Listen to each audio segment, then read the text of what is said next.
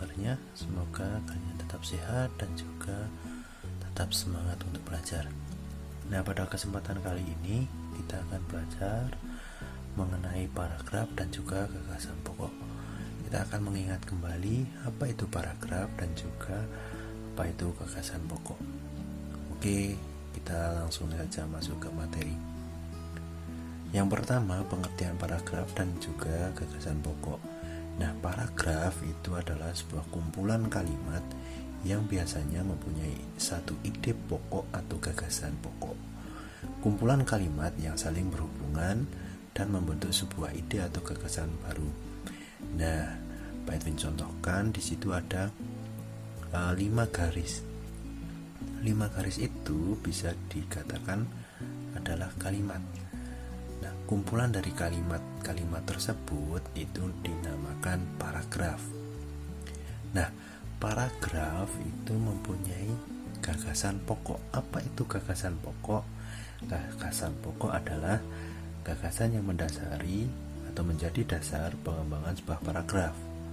Nah, gagasan pokok itu istilah lainnya yang digunakan adalah gagasan utama atau pikiran utama, atau juga pikiran pokok atau bahkan ide pokok. Jadi gagasan utama, pikiran pokok atau ide pokok itu juga disebut gagasan pokok. Itu adalah hal yang sama.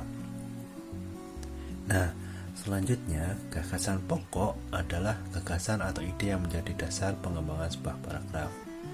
Nah, tadi Pak Edwin sudah sampaikan, dan di sini Pak Edwin memberikan contoh ada 5 kalimat.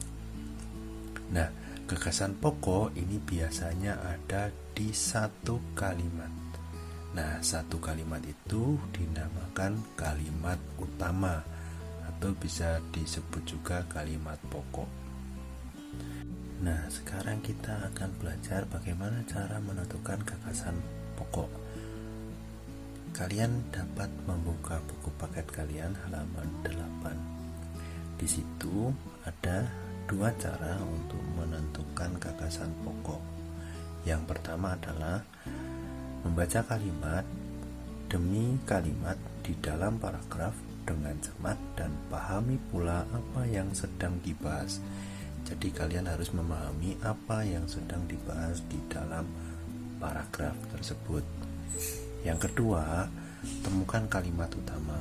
Seperti yang tadi Pak Edwin sampaikan, bahwasanya gagasan pokok itu berada di kalimat utama, sehingga kalian harus mencari dulu di mana kalimat utamanya di setiap paragraf.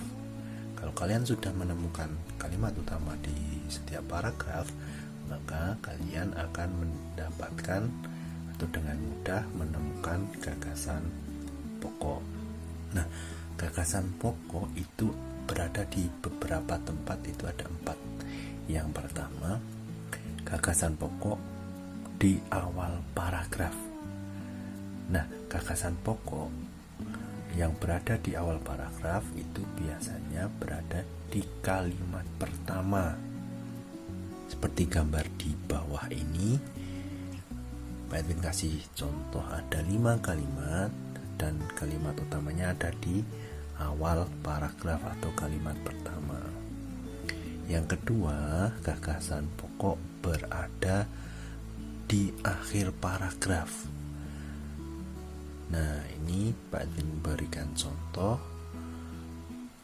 ada 5 kalimat dalam satu paragraf, maka pada kalimat utama yang ada di akhir paragraf itu berada di kalimat nomor 5.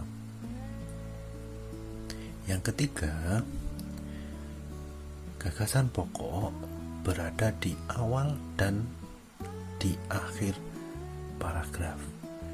Nah, di sini Pak Edwin berikan sebuah contoh atau gambaran. Misalkan di dalam satu paragraf itu ada 5 kalimat, berarti gagasan pokoknya berada di kalimat 1 maupun kalimat 5. Nah, kalimat 1 dan kalimat 5 itu mempunyai satu gagasan yang sama. Ingat ya, kalimat pertama dan kalimat kelima dalam contoh yang Pak Edwin sebutkan itu mempunyai gagasan yang sama.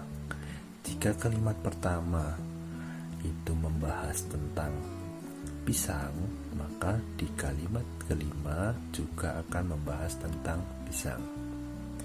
Jika di kalimat pertama membahas tentang manfaat pisang, maka di kalimat kelima juga akan membahas tentang manfaat pisang. Nah, itu gagasan pokok berada di awal dan akhir paragraf, atau biasa disebut dengan paragraf atau gagasan paragraf campuran. Yang keempat, gagasan pokok bersifat tersirat. Apa itu tersirat?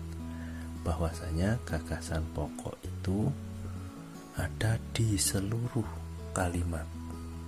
Jadi kalimat dari awal sampai kalimat terakhir itu sama pentingnya, sehingga kalian harus menyimpulkan satu kesimpulan apa yang dibahas di dalam paragraf tersebut. Nah, bagaimana anak-anak semuanya? Apakah kalian sudah paham? Jika kalian belum paham, kalian bisa memutar ulang video ini. Mungkin cukup sekian materi kali ini.